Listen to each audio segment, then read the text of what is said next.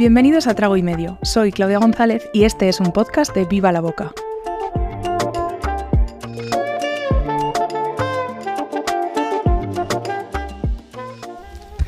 He pedido prestada la sala roja de Coctelería Marrufo a Carlos Marrufo, que es mi sala roja preferida de la capital. Muy agradecidos desde aquí a Carlos y a Monse, que nos han dejado este espacio, para recibir en Trago y Medio a quien será la invitada de esta charla, Elvira Aldaz.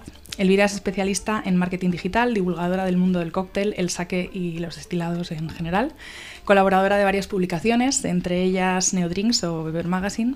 Y además, Aldaz es Kiki Sake Si, no sé si lo he dicho bien, Wineset 2 y Master of Spirits, títulos de los que hablaremos más adelante. Al otro lado del micro, bienvenida Elvira Aldaz. Muchas gracias, Claudia. Y muchísimas gracias por estar aquí conmigo. Encantada. En Trago y Medio empezamos siempre preguntando de quién eres tú, de dónde vienes, incluso geográficamente, de dónde vienes. Y luego empezamos a charlar de cómo llegaste al mundo de los destilados y las bebidas. Muy bien, esta es una pregunta un poco filosófica para empezar. ¿Quién soy? Empezamos fuerte. ¿De dónde vengo? ¿Quién soy? ¿Dónde voy? Bueno, pues yo soy de Madrid. Lo que pasa es que he vivido muchos años en Cataluña, en Lleida. Por lo tanto, soy de esos pocos madrileños que hablan catalán, ¿no? Realmente, aunque no lo practique habitualmente. Sí. Yo estudié publicidad y relaciones públicas en la Complutense de Madrid. Y me he dedicado toda la vida y sigo dedicándome a la publicidad y al marketing digital, ¿no? Como yo siempre decía al principio como broma, la publicidad siempre te lleva al alcohol, con lo cual lo más probable es que acabara dedicándome a algo relacionado. Sí. Tenía que justificar de alguna manera mi pasión por los destilados y entonces se me fue de las manos, ¿no? Pues como he dicho, yo me sigo dedicando a la publicidad y al marketing digital, sigo trabajando para agencias de publicidad, ahora como freelance desde hace unos años, estuve muchos años trabajando en agencias. Y mi pasión por la coctelería y los destilados vino un poco por una doble vía, ¿no? Siempre cuento la misma historia, y es que cuando yo era pequeña me gustaba muchísimo el cine clásico, me gustaba mucho el cine, entonces yo veía la pantalla, veía esas maravillosas mujeres fatales bebiendo cócteles en el lobby de un hotel. ¿Tú querías? Claro, entonces yo decía, ¿qué sabrá eso? ¿Cómo se sentirá uno vistiéndose tan elegante y con una copa en la mano? ¿Y por qué unas personas piden un bourbon solo? ¿Y por qué unas personas viven un dry martini? Entonces me empezaba a interesar cómo se relacionaban las bebidas un poco con cómo era la persona y cómo era la situación del cine, ¿no? Y es muy interesante porque muchos autores, tanto de cine como de literatura, han utilizado el cóctel para caracterizar un determinado personaje. Sí, entonces, eso es cierto, eso. Exactamente, entonces hay cócteles que marcan un carácter, que marcan un background de la persona, de dónde viene, cómo es. Entonces eso me interesaba mucho a nivel cultural, sociocultural, y como era publicitaria, pues obviamente el storytelling siempre nos ha gustado mucho a los publicitarios. Pero luego también se juntaba la parte gastronómica, ¿no? La parte de sabor. O sea, a mí me gusta mucho comer y es evidente, y me gusta por lo tanto también beber.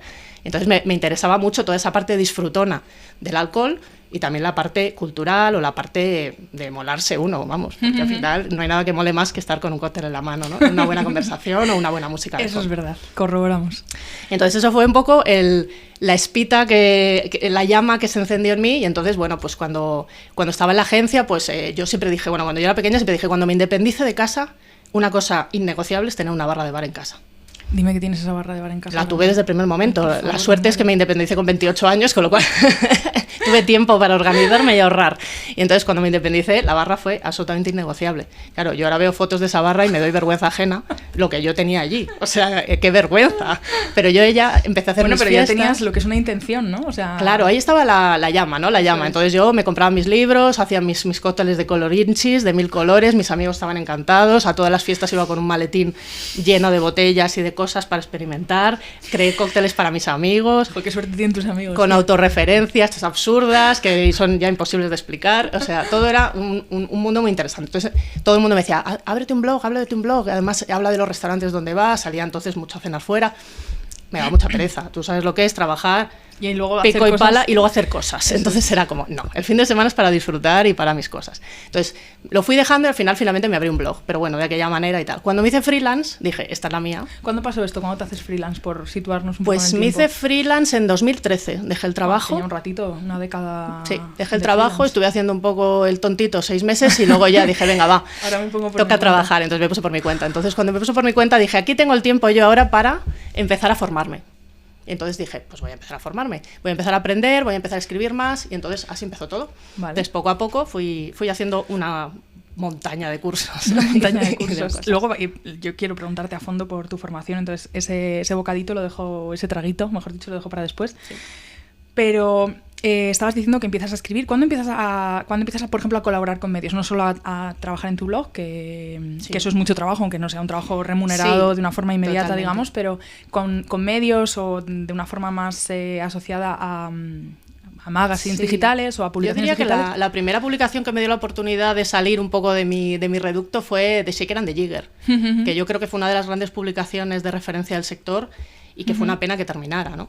Al final tenía una marca detrás, aunque esa marca jamás intervenía en los contenidos, y eso es un poco lo que yo creo que la estela a seguir, ¿no? O sea, alguien que sea un poco mecenas de que se haga algo que de otra manera un ángel de un proyecto, pero que no condicione el contenido. Exactamente. Digamos, entonces, encontrar un ángel para este proyecto así sería maravilloso también. Wink, wink.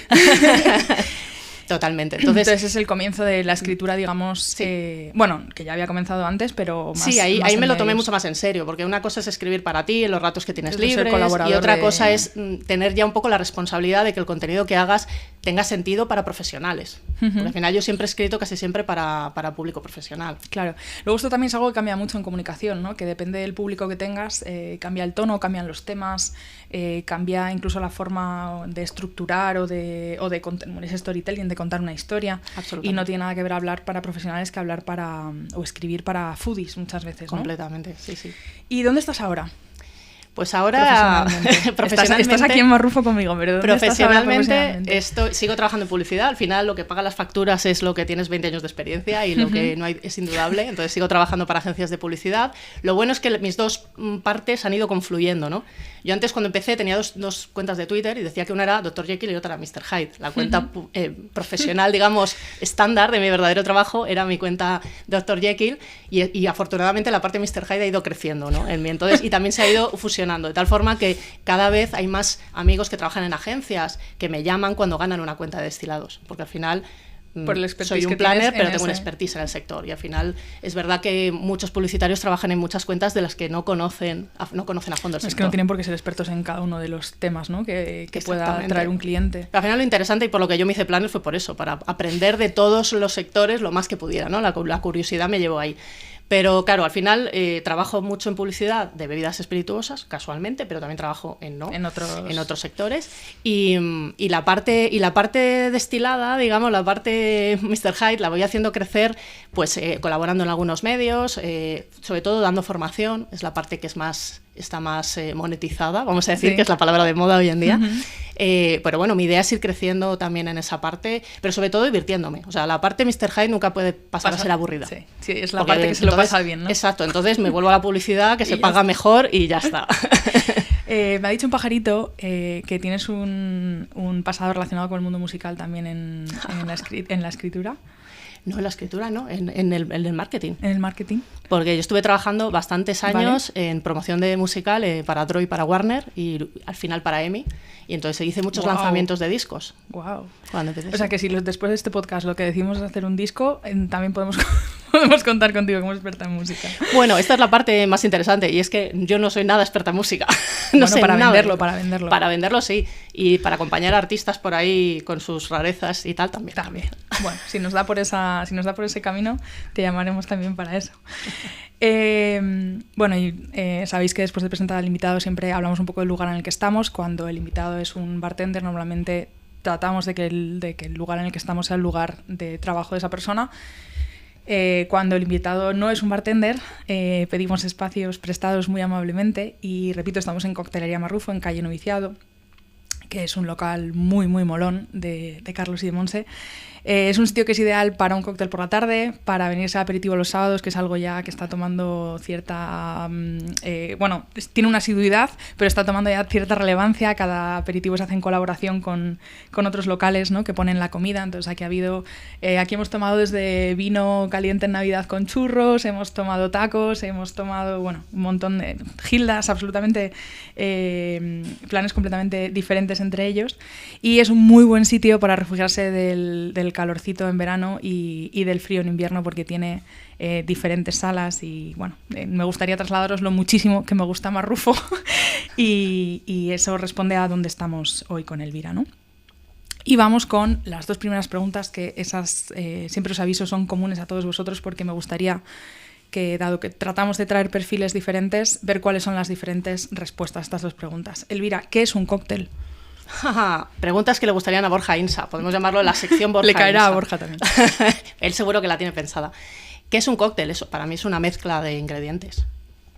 No tiene más misterio ni más misterio. ¿Una elaboración? Es una elaboración, en principio líquida. Aquí ya empezaríamos a insear y decir que si texturas, que si sólido, que si líquido. Pero bueno, es una combinación de ingredientes. Vale. ¿Y la coctelería es cocina? Y ese es el gran melón. Ese es el gran melón y la gran polémica. Pues mira, yo diría que no es cocina. Vale, lo que no quiere decir que no comparta una serie de técnicas de elaboración de ingredientes y que incluso comparta un objetivo ulterior de organoléptico, de sabor, de aromas, de placer sensorial, con la cocina. Ahora bien, creo que no es cocina y eso no quiere decir que sea menos que la cocina. Ese es el tema. Yo creo que cuando intentamos equiparar disciplinas, lo hacemos porque la cocina tiene más prestigio y entonces si no somos cocina, somos menos. Entonces yo creo que la coctelería es otra disciplina que, como digo, comparte técnicas y comparte objetivos, pero al final la cocina tiene otro objetivo, que también es la alimentación. A pesar de que haya cocinas creativas o no, la gente come todos los días, la gente no bebe alcohol todos los días. Sí, entonces, tienen propósitos distintos. Tienen propósitos diferentes. La coctelería, no dejemos de olvidar, aunque nos encanta a todos, que al final es una droga, es una cosa negativa para el ser humano, pero también es positiva en otros aspectos, que podemos hablar de ellos, y tiene objetivos diferentes. Uno tiene el puro placer y el relax y... Sí, siempre está asociado a un momento de... Exacto. Y otro, al final, tiene un fin alimenticio también, ¿no? De nutrición. Les he dicho a otros compis que han pasado por aquí que en algún momento daré yo mi opinión sobre si la coctelería es cocina, y en ningún caso la pregunta va por si es algo mejor o peor a la hora de compararlas. Es porque yo escribí un libro que se llama ¿Qué es cocinar? Y para mí lo que hace un bartender es cocina en el sentido de que elabora. Exactamente. Para obtener un resultado final, Por pero eso. no comparándolo como disciplina. Exactamente, pero sí, es verdad que comparte la elaboración de los ingredientes. Exacto. Al final es una combinación de ingredientes que buscan otro objetivo diferente, que no es 1 más 1 es 2, sino que es 1 más 1 es 3. O el que surja. O 5 como tú o 27. decías. Y que comparte esas técnicas. Pero quizás, yo lo he pensado muchas veces esto, quizás el equipararse a cocina sea un tema más de prestigio. Ya, pero me gusta ese matiz que has dado, ¿no? Como que a lo mejor alguien pueda sentir que si se equipara o queda por encima, por debajo, si es inferior. Yo siempre he defendido que la coctelería era gastronomía. Es decir, era disfrute organoléptico con una serie de ingredientes que nutren el cuerpo. Ahora bien, si ya hilamos muy fino, pues quizás no haga falta acercarse tanto o querer ser cocina tanto. Sí, que no es necesario. No es necesario. Bueno, y Elvira está aquí, aparte de porque tenía muchísimas ganas de hablar con ella en general un ratito largo, porque su perfil es bastante único dentro del grupo de invitados de esta primera temporada de Trago y Medio, porque Elvira es formadora. Es formadora y es una persona que se ha formado mucho. Sí. Es así, es formadora y ha sido alumna, ¿no? Entonces, contigo me encantaría hablar de formación y aprendizaje en coctelería. Y antes has mencionado por encima, cuando estábamos empezando a hablar, el hecho de que te habías formado, ¿no? Pero ¿cuál ha sido tu camino a la hora de formarte en el universo del cóctel? Claro, mi camino ha sido un poco particular porque ha pasado desde el interés personal, vamos a decir, a un interés cada vez más profesionalizado, ¿no? Yo nunca jamás he trabajado en un bar, eso lo hablábamos antes, es curioso y casi que lo llevo a gala, porque además una cosa muy curiosa es que otra palabra que yo siempre he utilizado desde que empecé es la palabra diletante, es una palabra que me encanta, yo soy diletante. ¿Qué significa? Y tengo la definición aquí porque me parece fascinante, que es que cultiva un arte y una disciplina como aficionado, no profesional, generalmente por no tener capacidad para ello. Entonces, yo creo que es la definición perfecta de lo que soy yo. Que no trabajarías en un bar. Creo que no sería buena bartender, vale. Jamás. Entonces, ¿para qué le vamos a quitar trabajo a gente que probablemente sea y vaya a ser mucho mejor bartender que yo desde el minuto número 5? A mí me gusta comer, me gusta beber. Cocino, pero no soy buena cocinera. Hago cócteles, pero no soy buena bartender. Entonces, partiendo de esa base, soy una diletante absolutamente. Entonces, yo cuando empecé, cuando me hice freelance, retomando la historia, sentía que para hacerle cócteles a mis amigos, para hacérmelos a mí, pero también para ese proyecto un poco de escritura que yo tenía y de valoración de lo que vivía en los bares, necesitaba saber más. Necesitaba entender lo que estaba haciendo un bartender detrás de la barra, por qué lo hacía, por qué no. Entonces, los primeros cursos que yo hice fueron primero en la Cámara de Comercio. Hice un curso de mixología muy cortito de, no sé si eran 3 o 4, 2 o 3 semanas, quizás con Fermín Román, que es un histórico profesor de coctelería, ha formado a muchísimos bartenders. Y con eso lo que intentaba era quitarme el miedo. quitarme el miedo a tocar una coctelera, un vaso mezclador, porque cómo se mezclaban, ¿no? Sí, cómo se usaba un jigger, coctelería clásica, cómo se conseguía el balance de un cóctel, ese tipo de cosas. Y luego hice algunos cursos también como sueltos en The Cocktail Room, que era el local que tenía Tupac Kirby aquí en Madrid, también mítico, ¿no? Entonces hice algunos módulos sueltos allí. Una vez ya cogida esa cierta soltura, por lo menos, para trabajar en mi casa y poder juzgar esos cócteles, yo con eso tiré mucho tiempo. Y es verdad que cuando fui cada vez yendo a más eventos, me empezaron a demandar contenidos y tal, empecé a pensar... Las marcas, yo he ido a muchos eventos de marca, las marcas, y yo soy publicitaria, sé que cuentan mucho bullshit. O sea, y era como, ¿cómo voy a ser yo capaz de diferenciar lo que es bullshit de lo que es verdad?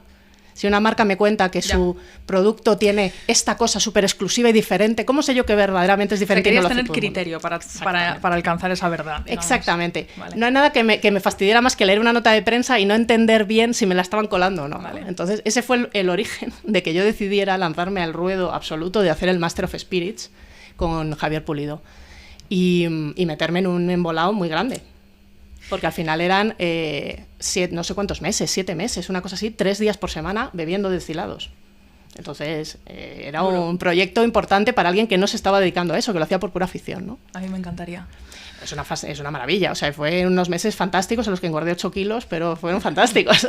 Y de conocimiento también engordarías mucho, porque si es quiero decir, engordar lo que se sabe, si tienes la oportunidad de conocer uno por uno cada uno de los destilados, ¿no? Todas esas características, lo que tú dices, que no te la cuelen en el sentido de poder saber a fondo... Exactamente, fue una maravilla, me abrió los ojos absolutamente y sobre todo me gustó mucho y por eso elegí ese curso, porque yo quería que me dieran un curso objetivo. Ya. Porque al final hay muchos cursos ahora y hablaremos de eso, los bartenders se dejan formar por las marcas siempre tienen una agenda detrás, tienen un relato que quieren contar, entonces nunca sabes si lo que te están contando te están ocultando información, te están dando la información completa, entonces era muy interesante hacer un curso que fuera verdaderamente objetivo y donde los profesores, la mayoría de ellos no trabajaban en ninguna marca. Vale. Entonces te decían la verdad. Y podíamos catar y podíamos criticar los destilados que estábamos catando, podíamos buscarles errores, defectos, y ahí es donde verdaderamente se aprende. Entonces yo creo que ese curso era una absoluta maravilla, que ya no se hace, se dejó de hacer porque yo creo que era muy exigente para Javier, y se dejó de hacer, y es una pena, y no existe un equivalente. Tenemos en la Cámara de Comercio el curso de sommelier, o sea, de sommelier de destilados, pero yo no sé si es o no equivalente, porque sí sé que hay muchos profesores que trabajan para marcas, entonces yo no he hecho ese curso, no puedo juzgarlo desde fuera, pero sí me falta de alguna manera mayor objetividad a la hora de formar. O sea, el tema marca, que hay una marca detrás, siempre condiciona, como en cualquier otro sector, entiendo, esa formación o esa información que se da para que alguien aprenda, ¿no? Absolutamente. Entiendo que esto pasa en destilados, pero me imagino que si nos vamos al IT, por ejemplo, a la tecnología o tal, sucederá igual, ¿no? Que si te informa una marca, hombre, exactamente. Como tú dices, siempre hay un relato detrás. Exactamente, la formación, no olvidemos que es una estrategia de marketing. También. Menos mal que es experta en marketing también. Entonces, esta ha sido tu formación en tema de coctelería. Para quienes nos estén escuchando... Fue la inicial. Luego hice más cosas. Luego hice pequeños cursos más específicos, ¿vale? Como el Wine Ambassador o el té de tequila, que ya son como más específicos Eso ya hablamos de bebidas en concreto. Eso de bebidas, una bebida en concreto. Que ya bajé un poco a las bebidas y me surgió la oportunidad de hacerlo. Tampoco lo buscaba y los hice. Y luego finalmente cerré con el Wine Set 2 de Spirits, que al final del que soy ahora formadora también. Y que yo creo que es otro de los cursos objetivos, vamos a decir, más importantes y de los pocos que hay ahora mismo en el mercado. Hilando la pregunta anterior justo con tu experiencia y preguntarte qué opciones existen ahora, ¿no? y cómo pueden cursarse. Pues, has dicho que desapareció el de... Sí, el de Javier Pulido, el Master of Spirits desapareció y ahora, por ejemplo, tenemos el equivalente, podemos decir que es el de la Cámara de Comercio, que es el Spirit Sommelier. Por si alguien nos está escuchando y está pensando en formarse, que sepa un poco cuáles son las opciones. Sí, a nivel destilados, yo creo que el Spirit Sommelier de la Cámara de Comercio y el Wine Set son los dos que hay ahora mismo más interesantes o más conocidos, quizás, vale. Probablemente haya más, pero los más conocidos son estos. Luego hay algunos online, con profesionales reputados y demás. Pero ¿estos son presenciales, estas dos formaciones? Sí. Bueno, el Wineset puede hacerse también online o puede hacerse online también en otros países. Puedes ir a Londres a hacerlo y la verdad es que es muy interesante a poder hacerlo en inglés, ¿no? Ojalá. Y si yo ahora mismo tendría interés en formarme también un poco como has dicho tú, ¿no? Por saber más de aquello de lo que luego vas a estar hablando, vas a estar tratando, pero no porque quiera trabajar detrás de una barra, por ahora, que a lo mejor dentro de unos años me cambia la idea. Pero si te dijera que quiero dedicarme a coctelería, quiero ser coctelera, que quiero aprender de cero, ¿por dónde me recomendarías a mí que empezara a formarme? Yo creo que y bueno, supongo que también hablaremos después de esto, la coctelería es algo que se aprende haciendo también. Entonces, hay una parte evidentemente práctica en esto. Hay una parte muy práctica y el problema es que, como siempre o tradicionalmente se ha aprendido en un modelo muy medieval de maestro y aprendiz, históricamente nunca ha habido formaciones regladas. Entonces, podemos decir que sigue sin haber una formación reglada, digamos, oficial, que es decir, cuando uno quiere ser médico sabe que tiene que estudiar medicina primero. Aquí no hay una formación Esa era otra pregunta que quería hacerte. Reglada e imprescindible que haya que tener. Pero yo sí creo que para qué te vas a poner a aprender de cero como si hubieras caído en una isla desierta cuando hay gente que ya ha pasado por ese proceso de aprendizaje y te puede dar de un golpe toda la información que le ha costado tantos años. El kit básico de supervivencia. Exacto. Entonces, a partir de tener una base mínimamente sólida, a partir de ahí construyes, ¿no? Vale. O sea, las bases sólidas yo creo que son muy importantes para construir. Porque yo sí me he encontrado mucha gente sin formación que ha aprendido en la calle, en la universidad de la vida, como dice la gente, que es una expresión horrenda, y que tiene muchas lagunas muy importantes. Y que hablas con ellos y de repente empiezas a rascar y hay unas lagunas o unas ideas que han oído campanas que son muy equivocadas. Entonces, yo recomendaría empezar por un curso que me diera una base práctica. Quiero decir, y como esos hay, pues yo que sé, en House of Mixology hay un curso de una semana, que es el Barman completo, que te da unas bases de trabajo, o puedes hacer incluso un poco más largo el de la Cámara de Comercio, el Barmaster, o la European Bartender School. O sea, hay diferentes cursos que te enseñan, digamos, la parte práctica, ¿no? La parte de trabajo. O, por ejemplo, la Escuela de Coctelería de Madrid también, de Julio de la Torre. O sea, hay muchas escuelas que dan como la base. Ahora, tú no puedes pretender que por estar una semana haciendo un curso luego vas a ser el mejor bartender de España. Claro, sí. Pero es que hay mucha gente que lo cree, ahí es donde voy. Entonces, tú haces este curso de entrada, pero ahora se aprende haciendo, se aprende leyendo, se aprende viajando. Repitiendo muchas veces también, ¿no? Porque el otro día creo que leía a François Monti en Mueble Bar, ¿no? Que la calidad de un cóctel, no sé si lo reproduzco literalmente, pero no lo entrecomillo, pero algo así como que está también en que siempre que lo hagas quede de la misma manera, no que te salga muy bien la primera vez, pero que luego la segunda, tercera, la cuarta, que todas, ¿no? Sean, cuanto más igual sea cada vez, pues más calidad en esa... Eso es lo más difícil que hay, la consistencia. La consistencia, efectivamente. La consistencia en el sabor y en lo que y que lo que salga de la coctelera sea lo que tú estás buscando. Ser capaz de dominar las técnicas y las proporciones para que lo que hay allí tenga la dilución apropiada y no salga un día más diluido, otro menos. Exacto. Exactamente, y eso se consigue practicando. Primero tienes que aprender la base, luego practicar, pero luego también tienes que aprender de destilados. Y lo que digo, no puedes dejar tu conocimiento en manos de una marca, que lo que quieres vender. Que ahí es donde recomendarías uno de los cursos que has mencionado antes, y ahí ¿no? recomendaría aprender de destilados un poco más a fondo y un poco más de forma un poco más objetiva. Y luego recomendaría leer, que la gente no lee. Salen muchos libros de coctelería, la gente en el mejor de los casos los compra, pero luego no los lee. Y yo me apunto ese tanto primero, porque yo soy adicta a comprar libros y luego leerlos igual pasa. No tanto. No de coctelería en general, me pasa que compro más libros de los que puedo leer en realidad, o de los que termino leyendo. Ahora me he jurado este año, cuando estoy en una librería y veo algo, digo, no, hasta que no lea tal que tengo en casa, no vengo a por este. Eso también lo hago yo, pero yo ya me lo he restringido por autores. No me compro otro libro de este autor hasta que no lea el que tengo. Bueno, iba a preguntarte cuánto necesario es ese título. Por ejemplo, ya he decidido que voy a dedicarme a esto, ¿no? Y ahora voy a buscar trabajo. No voy a abrir mi garito. Voy a buscar trabajo en algún lugar. ¿Me van a pedir un título? No. No, en absoluto. Y yo creo que es una pena. Es decir, lo que repetimos constantemente es que faltan profesionales formados, pero luego nadie demanda ningún tipo de formación oficial. Hombre, pero si tú la traes si alguien nos ha escuchado y ha tomado tu consejo y se ha ido a formar antes de echar el currículum, seguro que tendrá un valor adicional, ¿no? Exactamente. O sea, yo creo que si te viene especialmente un pipiolo que ha trabajado muy poco y te viene con algo de formación, pues por lo menos es una base pues un para currículum saber, diferente, ¿no? Dentro de un proceso. Para saber que ya tienes esas bases y que ahora lo que tienes es que empezar a aprender de ti. Yo creo que un problema muy importante en este sector es que la gente no aguanta mucho tiempo en un mismo trabajo. Entonces ese modelo del maestro-aprendiz que había antes se ha roto. Entonces antes la gente empezaba a trabajar en un bar y estaba muchos años, entonces aprendía de la persona con la que estaba, empezaba desde lo más bajo, limpiando vasos o lo que fuere, ahora de barback, y ahí vas aprendiendo, te ibas fijando y vas absorbiendo ese conocimiento.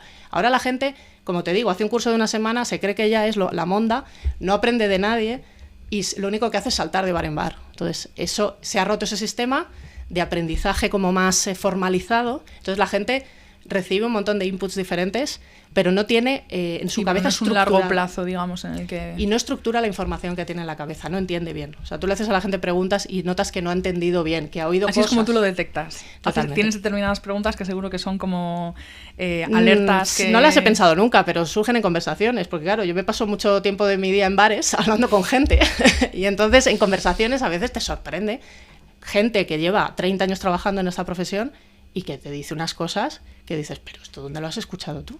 O sea, unas simpladas o unas cosas erróneas muy de base. Entonces, eso sí, que a lo mejor ese tipo de formación, si es el primer escalón que subes, digamos, que ya lo tienes contigo para siempre. Exactamente. ¿Y cuál es la oferta, refiriéndonos a esta oferta académica no formal, que ya sabemos que hemos dicho que no es formal como tal, en el sentido de que no pertenece al ámbito académico universitario, no existe un grado o algo así, pero ¿cuál es la situación de España dentro de lo que tenemos de formación versus el resto del mundo? Bueno, la verdad, en el resto del mundo tampoco controlo tantas que hay tanta formación, si hay tanta formación o no como en España. Yo sé que en España hay cosas y que podría haber más si hubiera más demanda.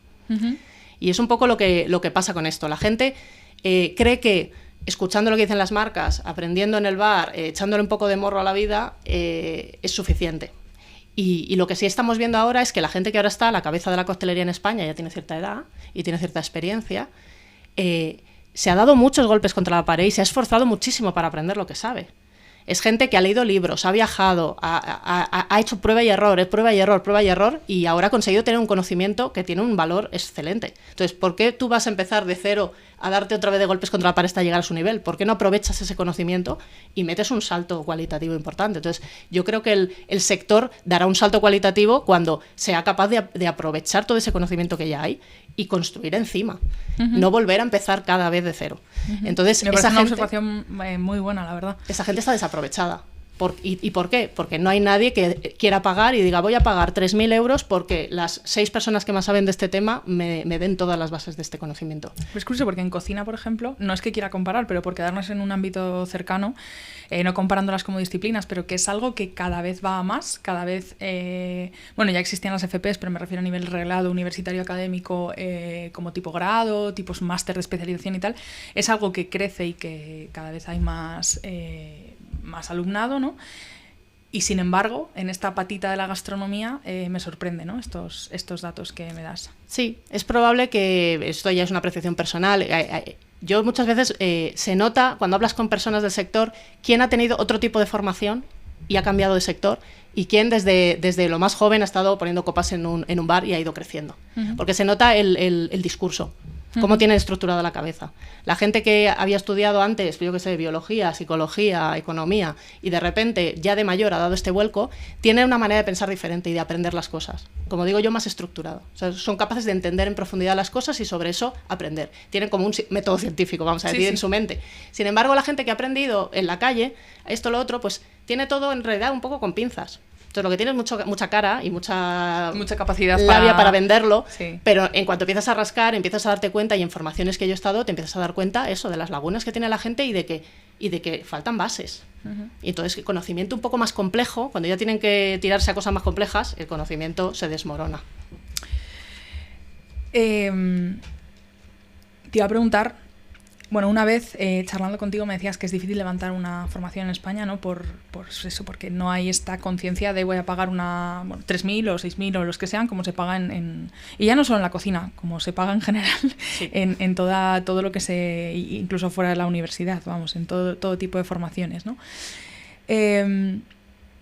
¿Por qué crees que en un país tan de titulitis como este y en el que se invierte tanto dinero en las familias, los adultos, vamos, cuando ya eres adulto también hay mucha gente que incluso pide un crédito si hace falta para hacer un máster, una especialización, y justo que en este nicho, que es la coctelería, no tenga esa relevancia? ¿Crees que tiene que ver con esa cultura del bar que dices de al final siempre ha sido entrar, empezar a hacer, tener esos maestros y al carecer esa figura de maestro, pues ahora se cae un poco esa estructura que antes funcionaba?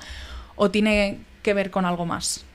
con algo diferente quizás. Sí, sí, es que son sectores diferentes. También es verdad que mucha gente que ha entrado en coctelería toda la vida, quizás ahora la gente tiene una visión más de carrera, pero la gente que entraba a trabajar en coctelería por lo bajo entraba temporalmente. O sea, era un trabajo temporal, mientras estudiaba, mientras hacía unas pelas, mientras veía lo que ha sido la hostelería para mucha gente al final. Exactamente, y eso ha quedado esa herencia de un poco del hustling, ¿no? De entro por aquí, me gano unos dineritos, oye, pues me gusta, pues voy a seguir haciendo. Oye, me quedo. Y entonces las marcas te enseñan cosas, te crees que sabes, aprendes un poco de aquí y de allá, vas haciendo. Entonces hay un poco esa cultura no de la construcción de carrera, pero también es porque no se demanda. Quiero decir, en la titulitis del resto de sectores es porque tienes que competir con tanta gente que ha estudiado periodismo, tiene la carrera de periodismo, pues te tienes que diferenciar de alguna manera. Y entonces ahí salen formaciones, másters, posgrados, etcétera, pero también sale mucho sinvergüenza y mucho vendehumos. Y lo digo yo, que he sido profesora de marketing, y yo soy profesora de marketing y he sido directora de cursos de marketing también. Mucho sinvergüenza que lo que busca es sacarte el dinero, de enseñarte 3 milongas y entonces que tú tengas una línea más en tu currículum con la que poder competir con los demás. Entonces, los otros sectores son los que te obligan a la titulitis. Ahora bien, yo tengo cierta titulitis en el mundo de la coctelería, por eso mismo, pero precisamente porque soy un outsider. Es decir, yo creo que esa es la diferencia. Yo siempre me he sentido fuera, bueno, y estoy fuera, porque como te digo, no he trabajado nunca en un bar. Entonces, yo sí siento que necesito validación de mis conocimientos. Y también necesito aprender de una forma estructurada. Y yo creo que eso también tiene mucho que ver con cómo somos cada uno. En este mundo de la bebida, de los tragos, de tal, o en cualquier otro, porque hay gente que sabiendo 3 parece que sabe 10 y lo que tú dices y es capaz de defender y de estar y tal, y hay gente que sabe 10 y siente que sabe un 3 y luego le escuchas hablar en alguna conversación o tienes la oportunidad de escuchar que es una charla o dar una clase y decir, madre mía, esta persona, ¿no? Claro. Que no siempre está correspondido todo lo que se sabe con la sensación de validación que tenemos cada uno o lo que necesitamos validar eso que sabemos. El síndrome del impostor está ahí y de hecho en las mujeres más, diría. Sí, eso es verdad que siempre está... Bueno, que yo ese síndrome me lo conozco. También conozco hombres que lo conocen, sin duda, pero nosotras lo tenemos ahí muy marcado. Y quería hacer ese paralelismo con el mundo de la cocina profesional.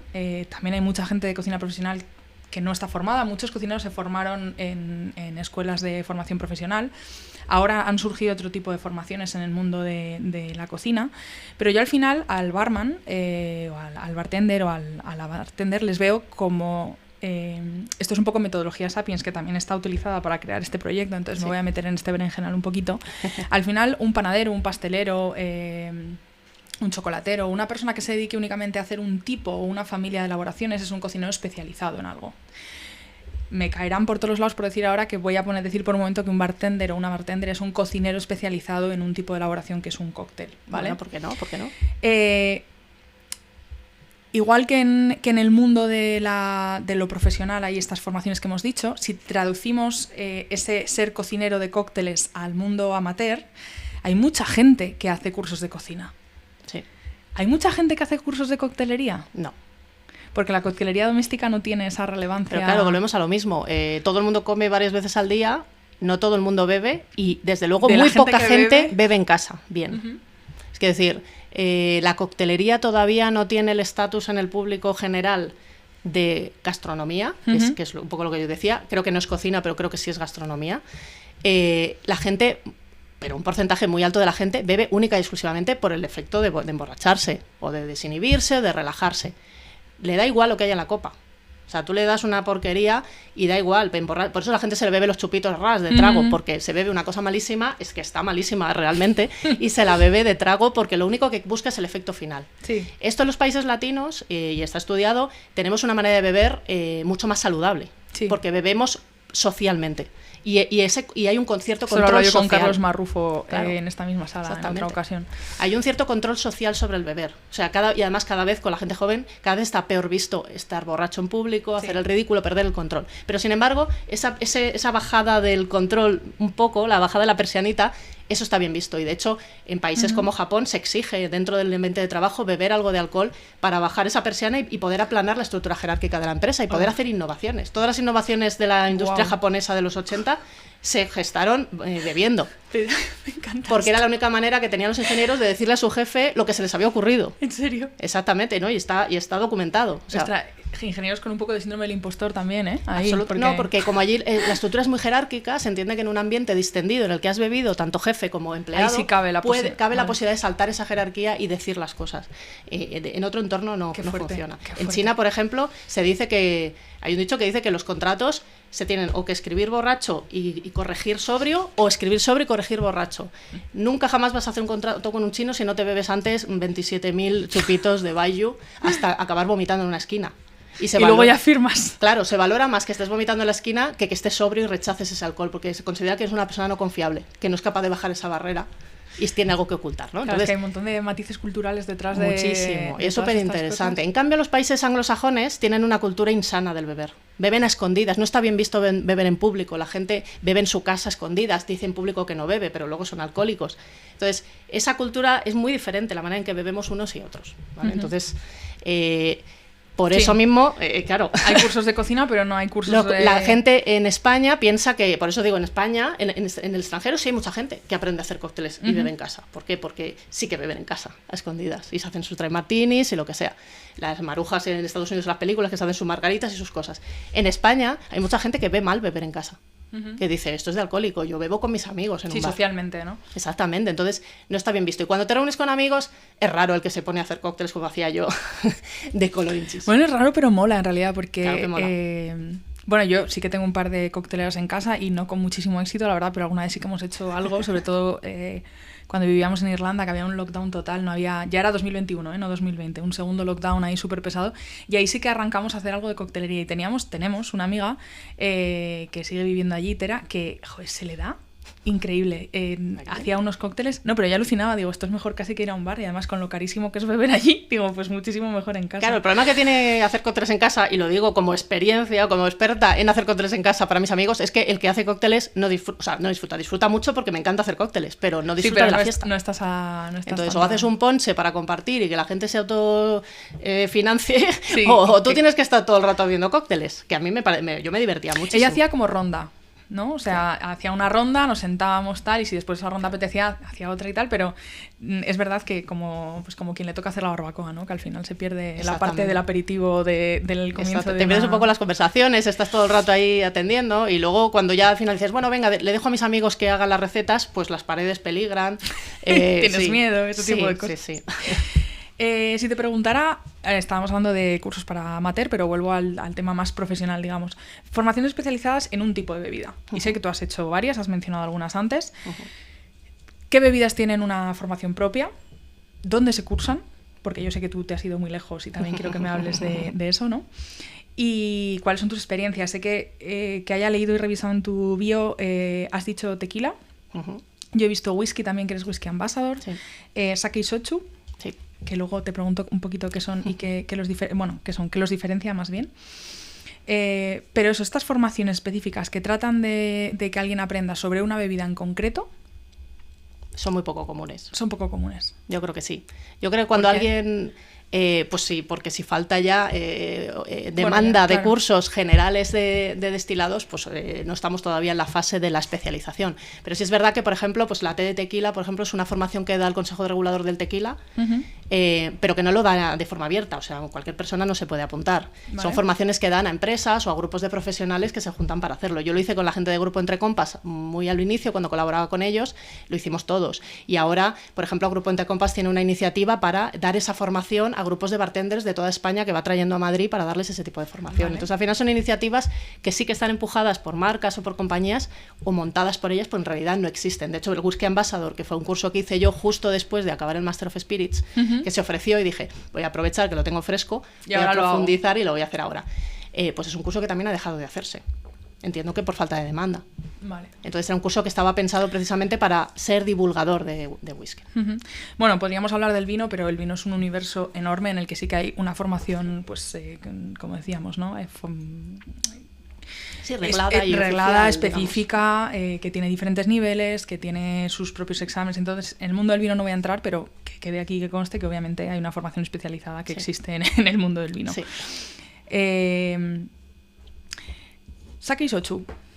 Tengo muchas ganas de hablar de esto contigo.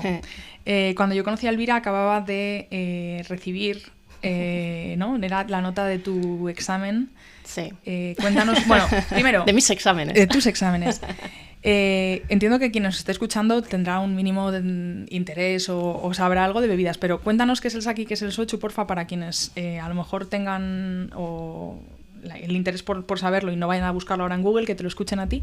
Bien. Y qué los diferencia. Y luego ya entramos en tu formación, si te parece bien. Sí, perfecto. Pues mira, muy fácil, porque le voy a ir al turrón. El sake y el sochu son dos bebidas de origen japonés. ¿En qué se diferencian? En que el sake es una bebida fermentada. Es decir, que está entre el vino y la cerveza y se consume como el vino y la cerveza. Y el sochu es una bebida destilada, como puede ser cualquier otra bebida, como puede ser el whisky y el ron. Esa es la diferencia principal. Y lo que las relaciona es que las dos utilizan hongo koji. Las dos utilizan hongo koji, que es un hongo oriundo de Japón, que se utiliza para sacarificar el grano de arroz o el grano de cebada. Es decir, que va para convertir los almidones que tiene el arroz o tiene la cebada en azúcar fermentable y poder hacer una bebida. Vale. En vez de maltear, por ejemplo, que es lo que se hace en el whisky, se contamina ese grano de arroz con hongo koji, y el hongo koji se dedica a cortar a través de las enzimas esas cadenas de carbohidratos en azúcares fermentables y a convertir, y esa es la parte más importante, todas las proteínas que hay en el grano las convierte en aminoácidos. ¿Y qué son los aminoácidos? Sabor umami. Por lo tanto, es una maravilla. Este hongo... Te gusta escuchárselo a ella, porque así contado es que se entiende estupendamente. Pues esa es la diferencia, y esa es la diferencia y el parecido que tienen. El parecido que tienen. Aquí voy a aprovechar, bueno, ¿cuál es la formación y el título que tienes relativo a sake y sochu? Pues tengo casi todos los que se ofrecen. Los títulos en plural.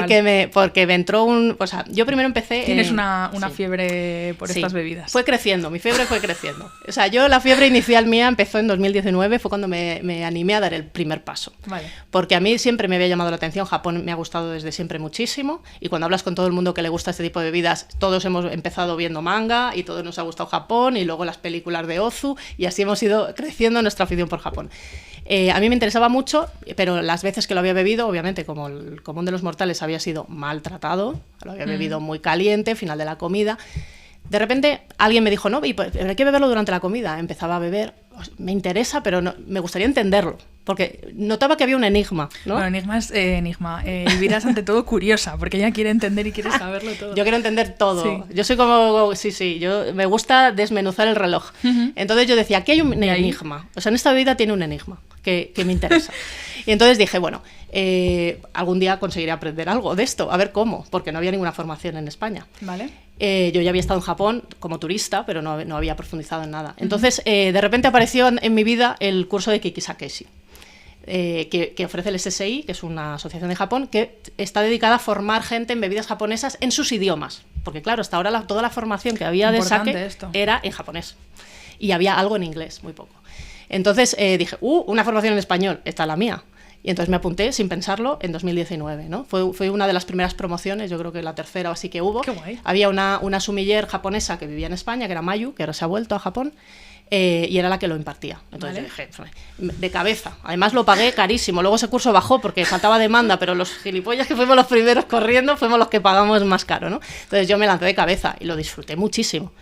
¿Y lo hiciste aquí en Madrid? Y lo hice aquí en Madrid, vale. En español, en el Suba Suba, en el restaurante Suba Suba se hacía, que vale. Todavía es el mejor restaurante para probar sakes que hay ahora mismo en Madrid. Lo apuntaré eso. Apúntalo, porque además tienen un montón de sakes por copas. Tienen un sumiller de sake, con lo cual ahí... Es una experiencia... Empieza... Y además, todas las semanas tienen degustaciones de sake gratuitas. Vale, con lo cual pues solamente luego te voy a pedir... Luego buscamos los datos y me lo dejo guardado, porque esa experiencia me gustaría hacerla. Claro, y ahí se va aprendiendo poco a poco. Bueno, al final, sin saber, quiero decir, así solo de probar. Y luego hay ya que ir probando. Andamos. Hay que ir probando y escuchando y conocimiento, y ya cuando las cosas te viene el enigma, como me pasó a mí, y hay que resolverlo, entonces ya hay que ir a la formación. Yo me picaré, me rayaré, luego tendré que formarme. Exactamente, es por lo que yo defiendo la formación reglada, porque yo podría haberme puesto a leer millones de blogs en inglés, libros, no sé qué, pero ¿por qué no pagas? Alguien lo ha hecho por mí. Claro, y en un mes tienes el conocimiento concentrado, organizado y entendido y perfectamente asumido. Entonces yo así lo hice, dice el Kikisakeshi.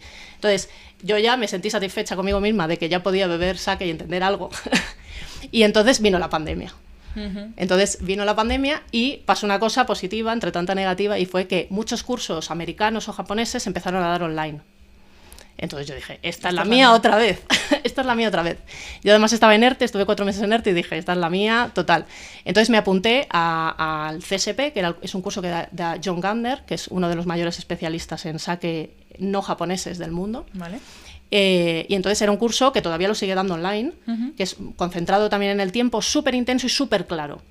Y luego los saques un poco te los buscas tú. Él te da una lista de lo que necesitas catar y tú te vas buscas. A la compra. Y yo fui a comprar a Berlín, a Tokio, a Italia, a todo, porque en España no había ese tipo de saques que íbamos a catar. Entonces hice el curso. Ese curso me clarificó mucho más las ideas que el curso anterior.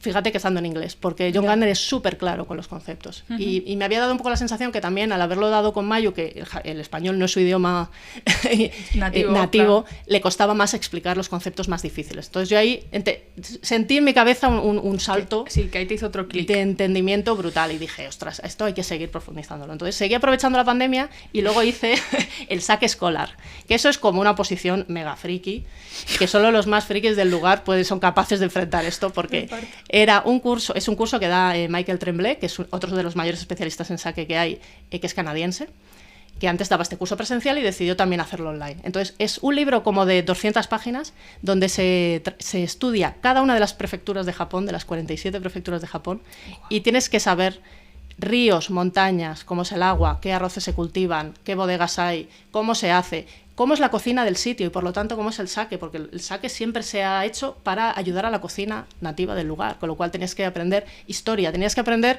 cómo se llamaba esa prefectura en la época Edo, porque muchas veces el sake o el arroz se llaman como el nombre antiguo de la prefectura. Entonces, ostras, yo que tengo una memoria horrenda, para mí se convirtió eso en una montaña que escalar complicadísima, porque imagínate aprender tanto nombre en japonés. No, sin tener ninguna yo referencia. estaba aquí abriendo mucho los ojos mientras Elvira me contaba esto, no me quiero imaginar tener que ponerte a ello. No, entonces para mí eso yo me lo tomé como una posición, o sea, yo me hice un calendario me encanta lo de la posición. en que tenía que, por la mañana me leía el tema, por la tarde los que matizaba, luego me lo repetía, luego volvía atrás, luego volvía adelante, luego tal, y así, y geografía, o sea, yo en mi vida en el colegio solo he suspendido 2 cosas, geografía y dibujo técnico. A mí eso técnico. se me daba bien, la geografía siempre me ha gustado. Pero... A mí nada, porque es memoria, yo no tengo memoria. Entonces, si no has estado en un sitio, para mí no existe. No existe. Porque la palabra se cae de mi cabeza. Si la puedo pegar a imágenes o a sensaciones, sí. Pero entonces, para mí era complicadísimo, pero me encantó hacerlo. Porque me hizo profundizar también muchísimo más. Y sobre todo ahora me ha dejado un libro de consulta espectacular. Claro. Que yo cada vez que me enfrento a un sake hago la fricada de dónde es, cuál es el arroz, voy a mi libro y digo, este arroz, ¿cómo funciona este arroz? ¿Por qué es así? ¿Por qué es así? Lo intento buscar en el sake. ¿Cómo es el agua de esta prefectura? ¿Por qué tal? ¿Por qué cuál? Y entonces me sirve para analizar cómo es la levadura de cada uno de los sakes. O sea, te hiciste tus propios recursos que hoy utilizas. Digamos. Entonces lo que conseguí es eso. Y entonces ya luego, que es lo que te vi después, ya luego dije, ¿cuál es el siguiente paso? Ir a Japón. El siguiente paso es ya dar el paso ulterior total. Que ha sido este año, que es cuando yo te he conocido personalmente, porque ya la seguía y la leía, pero cuando nos hemos conocido personalmente ha sido este año en Madrid. Y acababas de volver. Acababa de volver a Japón. Sí, ahí me salió la cuadratura del círculo perfecta, porque yo sabía, o sea, yo quería hacer el curso superior de John Gardner. Y el curso superior de John Gardner solamente puede hacerse en Japón. Y entonces es un curso en el que, además de profundizar más sobre lo que él ya explica y dar conceptos un poco más sofisticados, se catan muchísimos sakes y él te enseña a identificar determinadas condiciones dentro del sake, que eso no lo puedes hacer obviamente online y tampoco tienes los recursos para tener tantísimos sakes. Entonces esa era lo que más la atención me llamaba, y luego por supuesto visitar bodegas claro, y ver hacer sake. Aquí sí que no puedes hacer, digamos. Exactamente, aquí hay 2 bodegas, pero claro, ver cómo se trabaja. ¿Hay 2 bodegas de sake en España? Hay 2 bodegas de sake en España. Qué fuerte. Pero poder ver en Japón cómo se hace con los métodos japoneses y que te lo expliquen, claro, conocer el origen, o sea, conocerlo en origen. Cómo se hace no solo el origen, realmente y de la manera más tradicional, ¿no? Y ver diferentes formas. Entonces yo dije, ese curso lo voy a hacer seguro, es un curso muy caro, y ahora partir a Japón y todo. Y de repente, casualmente, alguien me dijo, oye, el curso oficial de la Asociación de Productores de Sake Shochu de Japón es más o menos en las mismas fechas. Entonces, quizás te podría interesar, me lo dijo una amiga japonesa, quizás te podría interesar echar el currículum a ver si te cogen. Y yo ese curso ya había oído hablar de él y me parecía imposible acceder a ese curso, porque es un curso en el que el gobierno elige a 12 personas cada año de todo el mundo para formarles. Entonces tú te tienes que postular y ellos deciden a quién más... ¿Sabéis quién fue una de esas 12 personas, no? Los 12 apóstoles. La más exótica de todas. Sí. Sí. Yo creo que me metieron por exotismo. O sea, una docena de personas de todo el mundo. De todo el mundo. Entonces, creo que este año nos dijeron que se habían postulado 70 personas.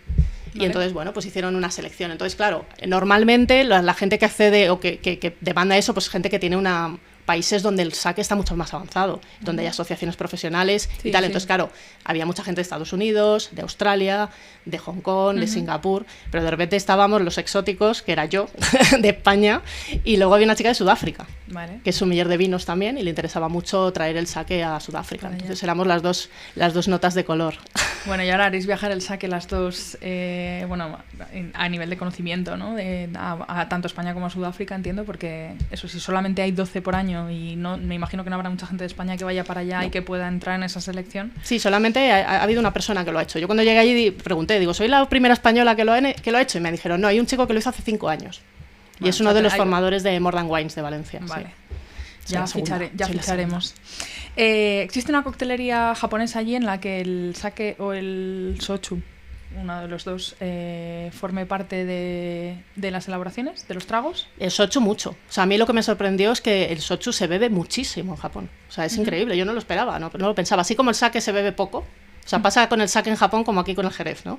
Que es muy conocido internacionalmente, pero que después no es una de las bebidas que más se toman. Exactamente. La gente bebe sake futsushu, es decir, no premium, en el día a día, a lo mejor tal, de forma un poco informal, pero el sake premium, sobre todo, fundamentalmente se exporta, ¿no? Hay mucha exportación. Sin embargo, el sochu sí se bebe mucho allí y nunca habían sentido la necesidad de exportarlo.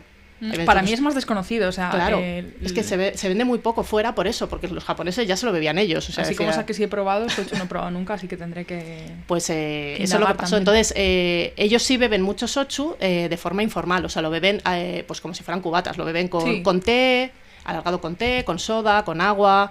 pues para mezclar. Sí, entonces lo toman comiendo. En vez de una cerveza. Vale. Y yo me acuerdo un día que hemos estado juntas en Momus, en la coctelería de Alberto, que hemos probado un cóctel que llevaba sake, si no me equivoco. Sí, creo que sí, pero no recuerdo la receta, no sé si la tienes tú. No, yo no la es de la nueva carta de Momus, eso seguro, porque ha sido hace no mucho. Sí. Y lo que te quería preguntar es, así como en coctelería, bueno, me estabas diciendo en el Japón, ¿cómo se traslada eso a España? O sea, en este caso vamos a hablar del sake, porque si dices que el sochu no es algo que haya llegado a Europa o al resto del mundo tanto. ¿Hay mucha presencia de esta bebida japonesa en la coctelería? Pues ahora ¿Podría haberla más? Ahora sí, pero pues es algo nuevito. Yo no sé si soy yo, que lo que pasa cuando estás embarazada que ves embarazadas, yo no sé si soy yo, pero yo cada vez, este año sobre todo, estoy viendo muchísimo sake en las cartas. O sea, mucho más de lo que esperaría. Y de lo que había. Vale. Entonces, claro, ahora lo que me pasa es que cuando veo un cóctel con sake en la carta, digo, ¡uy, un cóctel con sake! Y la gente le entra el terror, ¿no? Dice, a ver si está bien o no, me preguntan. Pues no lo sé, la verdad, si está bien, porque yo no soy bartender y a mí el sake me gusta como está. Y creo que el problema del sake es que como tiene menos carga alcohólica y los sabores son muy sutiles, es una bebida de texturas, en un cóctel se pierde bastante. Ya. Entonces, sí se necesita utilizar... hay sakes muy potentes de sabor, que se hacen con levaduras, con bacterias lácticas del ambiente y que generan muchos más sabores, mucho más agrestes. Esos cócteles, esos sakes pueden funcionar muy bien en un cóctel, pero aquí tendemos a utilizar los florales, frutales, y yo creo que de alguna manera se pueden pierden. perder más. A no ser que sean muy protagonistas en el cóctel, si los usamos como el vino o como un... Yo creo que no lo soportan tanto. Y de hecho, yo ahora, mi mensaje muchas veces les digo, ¿por qué no probáis, en vez de utilizar sake, utilizar un sochu de lías de sake? Porque si los sochus que se hacen destilando las lías del sake que quedan cuando prensas, eso sabe exactamente igual que un sake, pero tiene 25 grados. Puedes transferir el sabor. Tiene mucho más carga alcohólica, con lo cual el aromática aguanta muchísimo mejor. Entonces quizás ahora un camino sea intentar ver cuándo tiene sentido utilizar sake y cuándo quizás podría sustituirse. Bueno, veremos. Ahora voy a tener yo también el ojo puesto a ver cuántos cócteles con sake encuentro. Y el mundo oriental y coctelería, me salgo un poco ahora de España, que es un poco como el ámbito del podcast, pero no quiero dejar de hablar de esto contigo. ¿Es un camino trillado el tema del mundo oriental en el mundo de la bebida? ¿Es un camino por recorrer? ¿Sabemos algo en realidad? ¿Somos unos ignorantes? Pues es muy interesante. Es muy interesante que me hagas esta pregunta, porque el mundo oriental sí, o sea, y ha habido muchas épocas que estaban muy de moda. Por ejemplo, hace unos años todos los cócteles tenían yuzu. gracias, no hace falta que todos los cócteles tengan yuzu. Sí, es verdad que el yuzu está en todas partes. Entonces de repente dan como modas y es como, todo el mundo vamos a usar esta cosa oriental que es súper exótica y no sé cuántos. Bien. Lo que no sabe mucha gente es que muchas de las técnicas de coctelería que utilizan en su día a día vienen de Japón. Porque Japón durante muchos años fue la salvaguarda de la coctelería clásica, de los métodos y de las formas. En el momento que aquí en Europa y en Estados Unidos estábamos haciendo la película Cóctel y estábamos haciendo fantasías de colores, porquerías innombrables y un montón de cosas industriales, digamos, de zumos industriales, todo horripilante, ellos seguían haciendo los cócteles como en los años 20. Seguían con su chaquetilla blanca, dedicando 15 minutos a cada cóctel, haciendo coctelería clásica y desarrollando técnicas, porque ya sabemos cómo son los japoneses, que es dame algo y te lo mejoro, desarrollando técnicas cada vez, pues eso, a fuerza de repetir, porque ellos no se cansan, ellos no se aburren, ellos repiten hasta perfeccionar una técnica. Entonces, muchas de las técnicas del agitado, el hard shake, o utilizar cocteleras pequeñitas o cosas de estilismo han sido traídas desde Japón por bartenders que fueron allí. Cuando dices salvaguarda, te refieres a que se mantuvo allí y ha vuelto, digamos, a... Exactamente, durante esos años oscuros, vamos a decir de los años 70 hasta los años 2000, 2005, que aquí era el locurón, ellos continuaron siendo la salvaguarda de esa coctelería clásica. En el momento en que aquí los bartenders se ponen modernos y dicen vamos a recuperar la coctelería clásica y las formas, ¿dónde tienen, o sea, aparte de mirar en los libros, dónde tienen para mirar? Japón. Es curioso como decimos que lo moderno puede ser lo clásico es ahora lo moderno, y bueno, todas las vueltas que pueden dar las recetas, las técnicas, las elaboraciones, las herramientas, pero no tenía este dato de Japón y me encanta que nos lo hayas dado. Sí. Antes de cerrar este bloquecito más dedicado a conocer tu experiencia más oriental y tu conocimiento más oriental, ¿qué implica y qué significa ser embajadora de una de estas bebidas? De momento poco.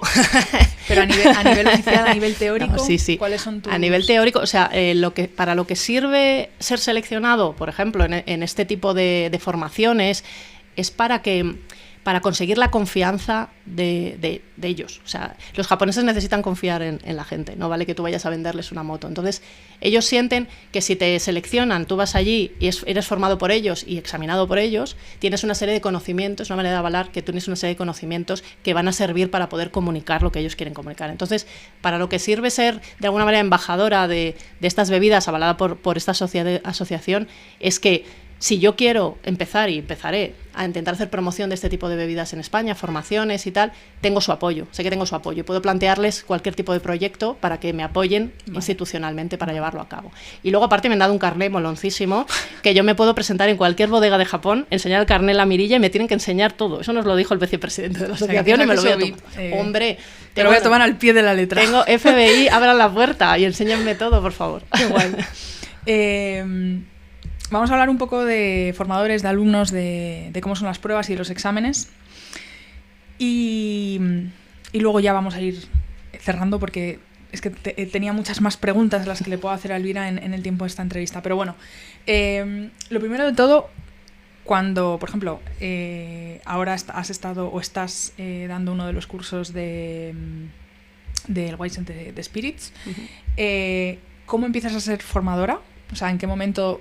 No digo que dejes de ser alumna, porque nos acabas de contar cómo sigues siendo alumna y cómo sigues aprendiendo, pero cómo das ese paso a ser formadora y si hay algún requisito, aparte de la experiencia catando, que me imagino que será muy importante en el caso de los destilados. Sí, al final el convertirte en formador, y hay muchos formadores por ahí, al final es la voluntad del espíritu, es querer transmitir el conocimiento que tú tienes, y para eso tienes que tener primero el conocimiento y luego tienes que tener ciertas capacidades de comunicación, de síntesis o de transmisión de conocimiento. Sí. La otra persona te tiene que ser capaz de entender. Hay gente que sabe muchísimo de algo y es incapaz. Sí, pero eso aplica a cualquier formador de cualquier disciplina, ¿no? Entonces, en el mundo de los espirituosos, como en el fondo todo es tan informal, digamos que cualquier persona se puede autoproclamar formador, y lo único que necesita es que haya suficientemente gente que te dé crédito como para convertirte en formador real, ¿no? Y que no seas formador en tu casa. Ahora bien, por ejemplo, en el Wineset 2, que sí es una formación mucho más reglada y mucho más específica, para poder ser formador del Wineset 2 tienes que hacer determinadas formaciones con ellos, te forman como formador de formadores, y en el caso, y habitualmente, o por lo menos en los últimos años, lo que te exigían era tener, porque antes no existía el Wineset 3 de Spirits. Entonces, en el momento que surgió el Wineset 3 de Spirits, se obligó a todos los formadores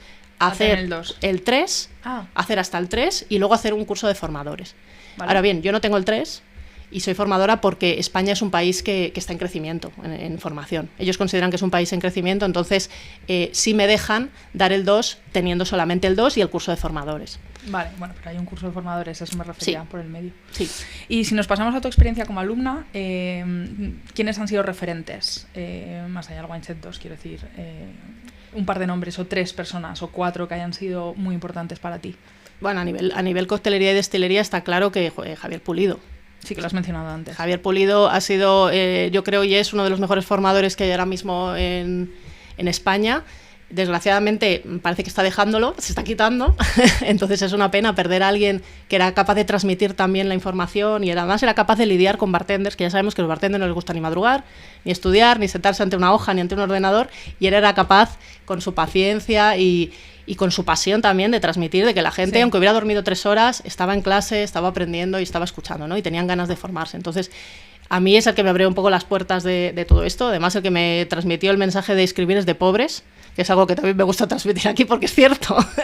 Escribir es absolutamente de pobres. Me decía, no hagas este curso para escribir más o un libro o tal, porque eso no te va a dar dinero. Eso es completamente cierto. Entonces, porque él durante mucho tiempo escribía de vinos, tenía una revista de vinos y tal. Entonces, bueno, doy fe también. Es una ruina en general. Escribir es una siempre, ruina. Para casi todo el mundo. Sí, yo doy fe y también puedo decir que tener una revista también es una ruina. Yo durante mucho tiempo fui coeditora de la revista Ramporter de ron en España y conseguimos aguantar hasta la pandemia, pero a costa de no ganar nada. Quiero decir, era una ONG del ron y así lo entendíamos, ¿no? Entonces, Javier Pulido ha sido absolutamente referente en todos estos aspectos y para mucha gente ha sido muy referente también a nivel personal, de cómo debe uno enfrentarse a la profesión. Y si me tuvieras que dar otro nombre que puede no ser español, del resto de formaciones, alguien que te haya marcado. Claro, en el tema asiático, absolutamente John Gardner, que es mi sensei. Es mi sensei y yo creo que es una persona igual que Javier Pulido. Es una persona que tiene un conocimiento muy profundo, pero que además es muy capaz de comunicar muy bien. Y de hecho, está muy bien porque en el curso superior es algo que yo no he encontrado en otros cursos, volviendo un poco a la pregunta de cómo se examina uno de estas cosas. En la mayoría de cursos uno se examina con multirespuesta. Y eso, de alguna manera, el conocimiento es engañoso, ¿no? O sea, porque puedes tener suerte, puedes hacerlo por descarte. En cambio, en el curso superior de John Gardner, él tiene muy claro que tú tienes que ser capaz de transmitir eso. Entonces, todo el examen son preguntas de concepto. Vale. Y es igual que me has preguntado tú, ¿qué se diferencia el sake del sochu? Eso es una pregunta de examen. Desarrolla, ¿no? Es en 3 líneas, explícame de forma absolutamente clara qué es. No dudes, no marees. No es ABCD, es que tú seas capaz de comunicar el Entonces, conocimiento. yo creo que haber hecho su curso y haber leído sus libros y haber estado en su clase me ha dado esa capacidad quizás de sintetizar la información y de ser capaz de comunicar cosas que son bastante complicadas de explicar. O sea que para mí los dos. ¿Y cómo son los exámenes? Bueno, estamos hablando de diferentes formaciones, obviamente, algunas que impartes tú, otras que has recibido tú, que te han impartido otros profesores. Por ejemplo, en el Windset 2... ¿cómo es la prueba? ¿Cómo se examina? En el Windset 2... ¿Y dónde se examina? Es bastante sencillo en ese sentido porque es multirespuesta. Son 50 preguntas de multirespuesta, tienes que sacar más de 55, con lo cual, a poco que estudies, a poco que memorices y entiendas, sobre todo, que a mí lo que me preocupa más yo cuando doy la formación, los datos se estudian y se memorizan, pero lo importante es que la gente entienda lo que hay por debajo, ¿no? Entonces, sí hay preguntas de comprender, pero también hay mucho de memoria. Entonces, al final es estudiar y es aprender.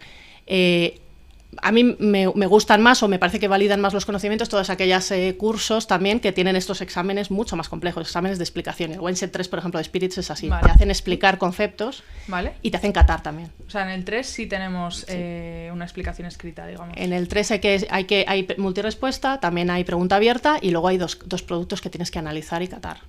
Entonces, yo solamente me he encontrado esta complicación en pocos cursos que he hecho, por ejemplo el Kikisakeshi, sí es así, en el Kikisakeshi tienes una parte de examen multirespuesta, pero luego hay una parte muy interesante y es que te ponen 2 saques y tienes una ficha súper larga y tienes que explicarle ese saque a un consumidor, explicarle ese saque a una persona de un bar, explicarle ese saque a un sumiller. Te están preparando para que tú luego puedas comunicar eso a todos los Entonces rangos te de hacen público, ¿no? Moderar lo que tú decías del tono, que es muy importante. ¿Cómo le explicas a alguien, a qué profundidad de técnica le explicas a alguien algo? Entonces tenías que hacer todas esas mini redacciones, luego tenías que explicar el saque, luego tenías que explicar con qué pensabas que maridaba, cómo lo servirías, en qué tipo de vaso, a qué temperatura.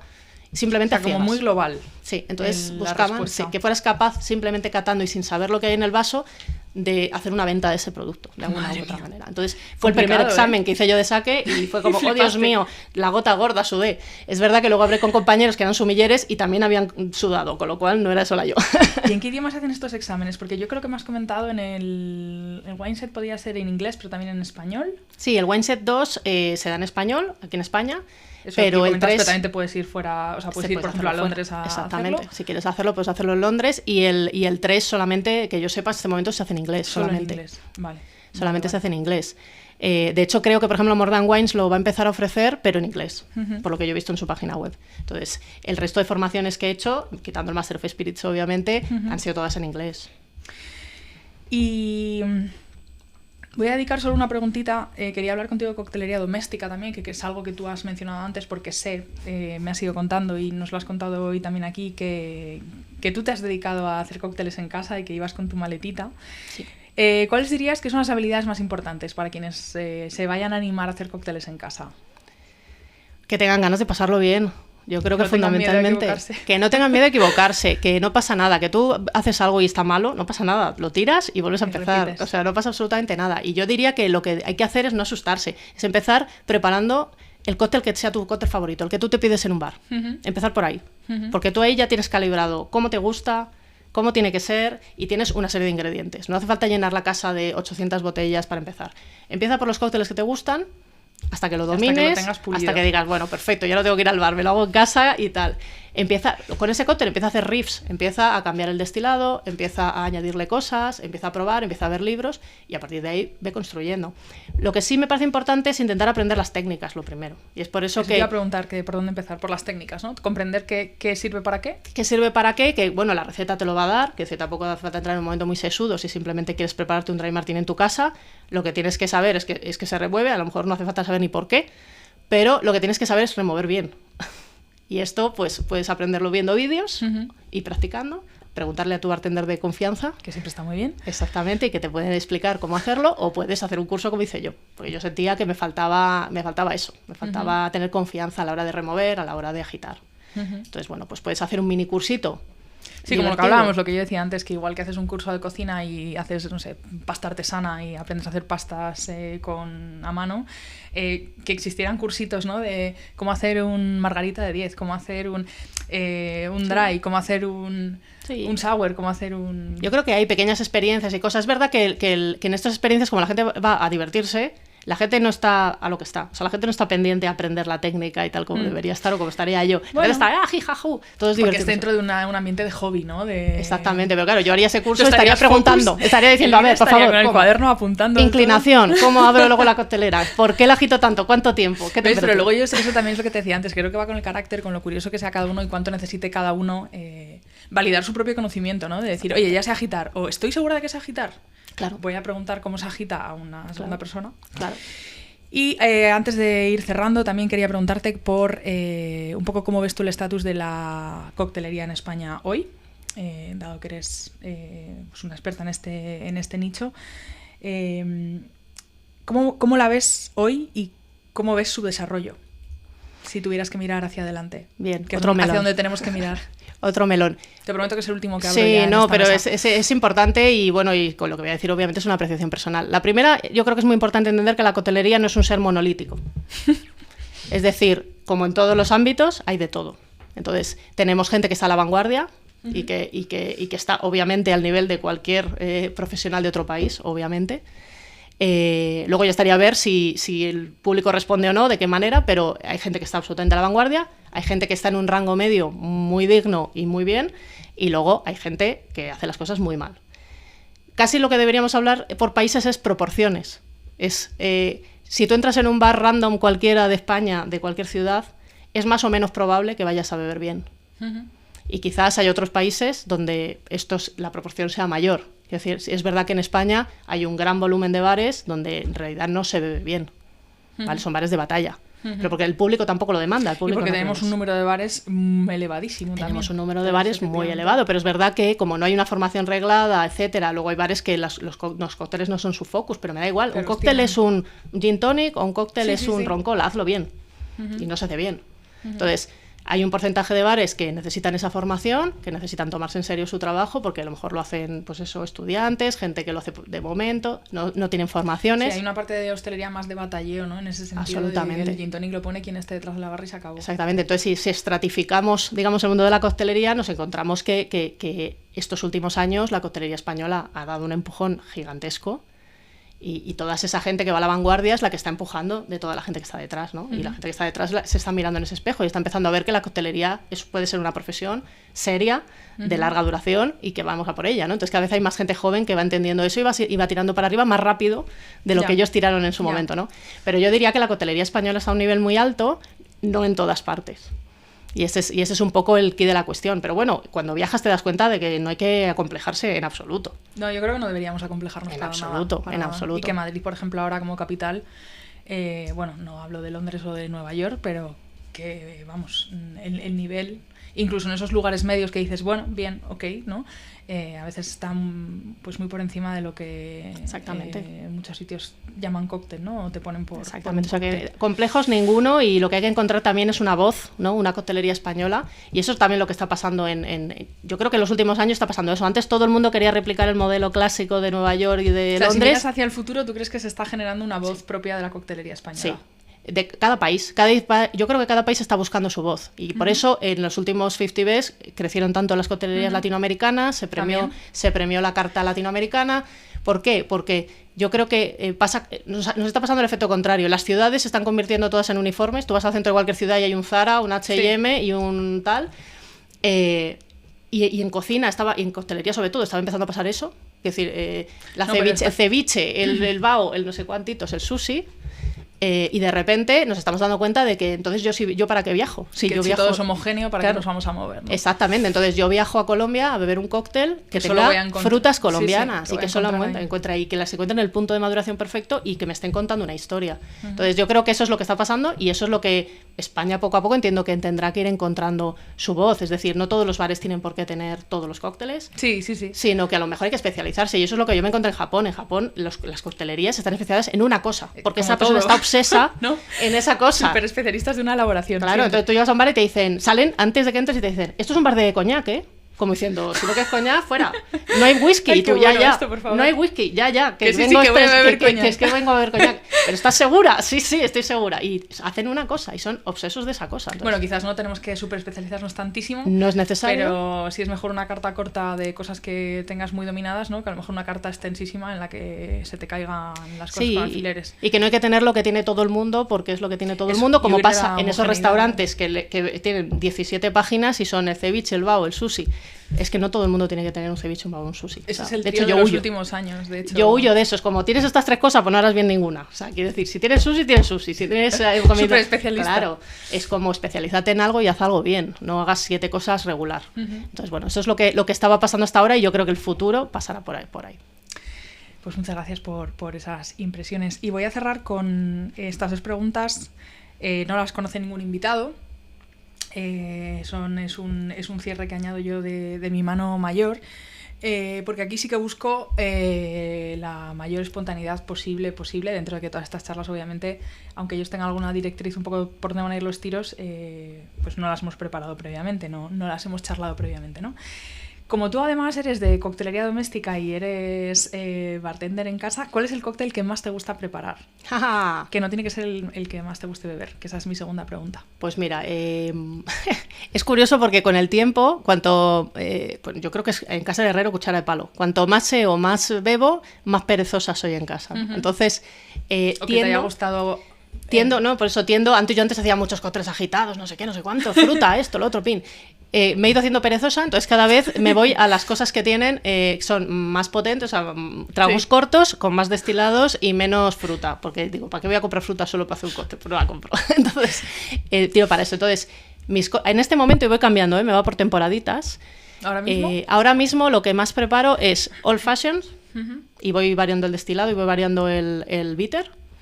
Y el Sazerac. Hubo un momento en la pandemia que descubrí una receta que me gustaba del Sazerac y entonces de repente se convirtió en mi cóctel de cabecera. Entonces hago completamente mi Sazerac, mi versión del Sazerac, la hago repetidamente. Vale, y si lo hace otro, ¿cuál es el cóctel que más te gusta beber? ¿Otro u otra? Es decir, si sales a tomarlo, ¿cuál es el que más te gusta pedir? Pues soy persona de pocas costumbres y esto a la gente llama la atención porque sí es verdad que la gente tiene como su cóctel de cabecera y yo conozco gente que entra por la puerta de un bar y siempre pide un cóctel concreto. Yo cuando voy a los bares me gusta probar lo que me ofrezca la persona, la especialidad del bar. Entonces tiendo a no ir a los clásicos, intento no ser la típica persona que va a cualquier bar y pide el mismo cóctel fastidiando absolutamente al prójimo y obligando a hacer un cóctel que a lo mejor no ha hecho en su vida. Yo intento pedir lo que es típico de cada sitio, lo que me llama la atención de cada sitio. Ahora bien, pues eso, mis cócteles favoritos pues son los Old Fashion, los Manhattans, pues todo este tipo de los Boulevardiers, todo este tipo de cócteles más cortos. Más cortos, más duros. Tiendo a pedir siempre lo más corto, además eso ya es cuando veo la carta voy directamente normalmente muchas veces al trago corto, porque como me gustan los destilados, me gusta que los destilados se expresen. Claro. Entonces los multifrutas y los tragos muy largos me cansan. Sí, se pierde más el... Muchas veces no son los sabores que yo ando buscando cuando bebo alcohol o me gusta beber en coctelería, entonces bueno, pero eso no quita que también me gusten de alguna manera, pero sí que tiendo siempre a pedir tragos cortos, entonces, pero depende de la especialidad del lugar. O sea, yo he pedido al dry bar en agosto sudando y he pedido un Sazerac y me miraban como diciendo, ¿estás segura? ¿Ahora? Y dije, hombre, acabo de ver Treme, la escena donde la protagonista le tira un Sazerac a la cara a un crítico gastronómico y dije, ahora yo quiero ser... Exactamente, no te lo voy a tirar a la cara, pero lo quiero. Entonces, yo hago esas cosas solas. Me encanta esta correlación con el cine que tienes. Y esta es la última, te lo prometo, ya cerramos. Esta pregunta viene de un proyecto anterior, que es con el que yo empiezo en el mundo de la comunicación gastronómica. Empiezo a estudiar, porque yo me hice un máster de comunicación y periodismo gastronómico, que es el que me trajo a este sector, en el que, como venía de otros estudios en los que la sociología y la antropología tenían un papel importante, me planteé en un artículo si existía algo tal como la identidad gastronómica del sujeto. Y aquello era una pregunta más amplia, pero para este proyecto he querido juntarlo, he querido traerlo aquí y querría preguntarte que si un cóctel tuviera que expresar, que reflejar tu personalidad, tu forma de ser, ¿qué cóctel serías? Es decir, quién es Elvira Aldaz si es un cóctel? Esta es una pregunta complicada. Estás chachi porque todos abren muchísimo los ojos y dicen, ¡Wala! Porque es algo que nunca te han preguntado, pues siempre te preguntan, ¿cuál es tu cóctel favorito? ¿Cuál te gusta más? No tiene que ser, por ejemplo, ni uno de los que más te gusta beber, ¿eh? Exactamente. Sería, si tuvieras que hacer el ejercicio de trasladar características de tu personalidad, de tu forma de ser además tú controlas mucho de bebidas, o sea que eso seguro que... Eso estoy pensando. Pues yo diría que... Y aquí improvisando absolutamente. Yo diría que si me tuviera que definir, casi te diría que soy un destilado solo en un vaso. ¿Eres un nit? Yo creo que sí. Porque al final, y mucha gente eso me lo suele decir, que soy una persona que lo que ves es lo que hay. Quiero decir, no busco vueltas siguientes, no ando nunca persiguiendo segundas intenciones cuando voy a los sitios, en absoluto. Y yo creo que lo que más me representa es... Un nit, lo que ves es lo que hay. En un vaso, lo que ves es lo que hay. Lo que ves expresa, y como ves, bueno, aquí no sé si se verá algún día el vídeo, pero me he intentado contener, pero soy una persona que gesticula muchísimo y de cara gesticulo absolutamente muchísimo. Entonces, la mayor expresividad del destilado en la copa, tal cual lo ha hecho su creador, ahí lo tienes en el vaso. Yo creo que esa sería yo. Muy bien, grande Elvira Aldaz, muchísimas gracias por venir a Trago y Medio, ha sido un placer hablar contigo. Muchísimas gracias a ti por invitarme. Hasta el próximo capítulo para quienes estén escuchando y también muchas gracias por estar al otro lado y por escucharnos hablar de cócteles.